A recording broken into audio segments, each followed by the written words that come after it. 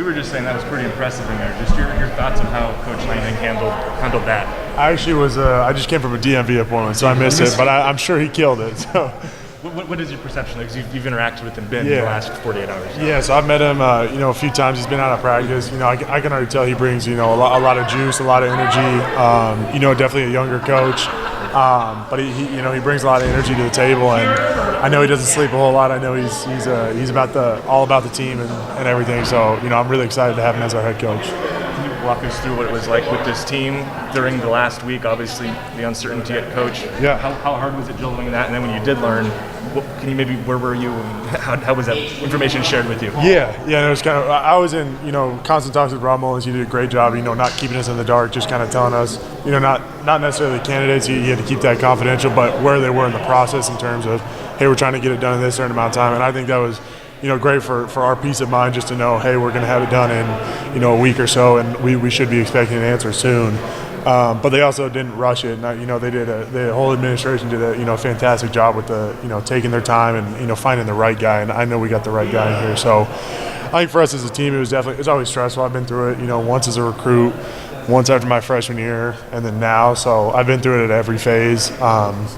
It's always scary because you never know who's going to come in. But I do know that if you stick to the process and you persevere, the process rewards you back in the end. So I know as long as our guys stick through it and they trust the process, it's going to end up. We're going to end up on top.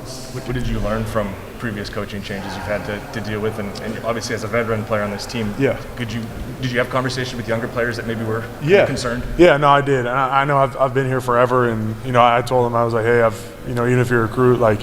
I've been through it when I was a recruit and then after my freshman year, so it's a similar scenario to a lot of guys, and it can be really hard because you're just trying to get used to college, sports and academics, everything, and kind of have this piled on you. But just kind of reiterating them, that's the business of college football, and it's never personal. It's the coaches don't want to leave to hurt your feelings. It's they got to do what's best for them, and so there's no hard feelings there. I just made sure every guy knew, like, as long as you persevere it and you really love this program, you're going to pour everything into it. It doesn't matter who's the head coach, but it helps to have the guy that we just got, because I know he'll bring a lot of juice. I'm excited for him. So talk about just pushing forward now, especially now that they hired a head coach, and obviously you got a bowl game to play later on this month.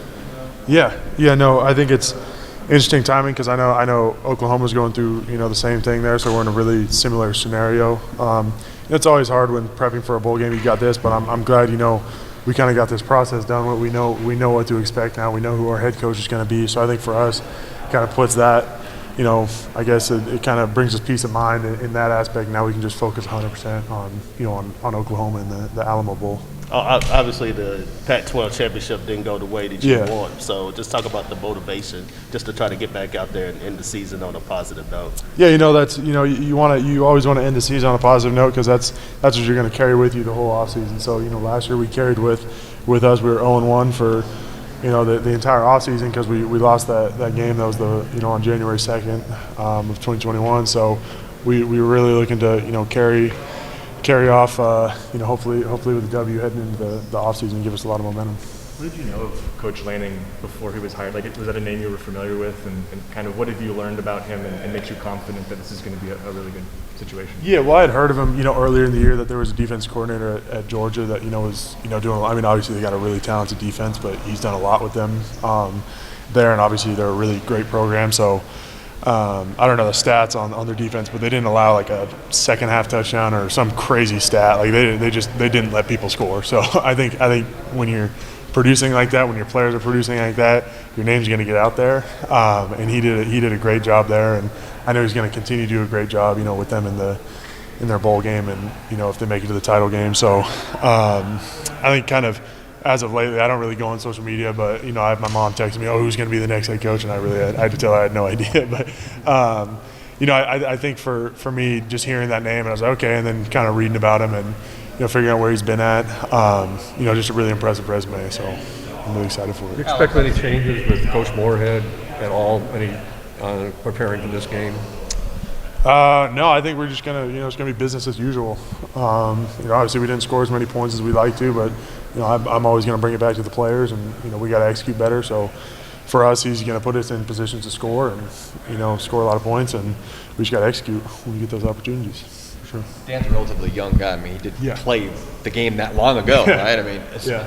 how much of a connection can that benefit you guys knowing that he's only 35? He's not that far removed from Yeah, I where know. you guys are at. No, that's huge. That's I've never had that as a coach. I've always had coaches that were not old, but they were older than me by quite some margin. So I think for me, it's really exciting because like I said, he brings a lot of juice, a lot of energy. Just meeting him those few times, I can already tell what kind of coach he's going to be. I'm really excited for this this change of pace. It'll be nice.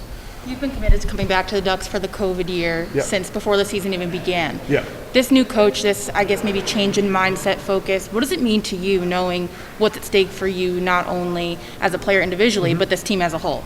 Yeah, it's huge. I think I decided to come back and because I want to be. I love this program. I grew up not that far away, so for me, it's just the Oregon brand and the Oregon football team means so much to me in my heart. So I just want to make sure it's better than I found it. I think we're all ambassadors of the game of football, and I'm an ambassador of the University of Oregon football. So I want to leave it better than when I found it in 2017. So I know I've been here forever, but still got a little bit left.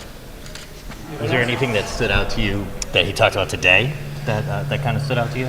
Yeah, I was just telling Eric I was actually at a DMV appointment during his press conference, so I didn't get to make it over here until just a few minutes ago. But I'm sure he killed it in there. I'll look on the videos later, but I know he's super excited to be here, and he's a great person, great coach. So we're all really juiced and excited for it. It'll be fun.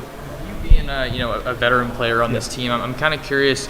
Is there any way in particular you feel you can kind of aid in this moment of transition versus maybe with some of the younger guys who just got here and now they're having a new coach come in? Yeah, I think it's huge. I think it's the older guys. Me and Ryan Walk, George Moore. We've been here forever, so we've gone through similar scenarios with coaching changes. So I think for us, it's a lot of the pressure's on you to make sure the young guys understand. It's not the end of the world. Like, you're going to get a great coach. At this university, they're handing the coach the keys to Ferrari, and I know he's probably said that before, but that's what it is. You're getting top 10 recruiting classes. You're in a winning program, a team that's won a lot of games in the past 3 years. It's going to be okay. And you just got to trust that Rob Mullen's administration is going to make a great decision, and they hit a home run with this one. So, I expected nothing less from them, and I just had to reiterate to the guys that's what it is. We set a high standard here, and that's top to bottom. That's administration all the way down to all the way through the athletics program. So I knew they were going to make a great hire, and I just had to keep on reiterating that to the guys. And so I think they all trusted that. And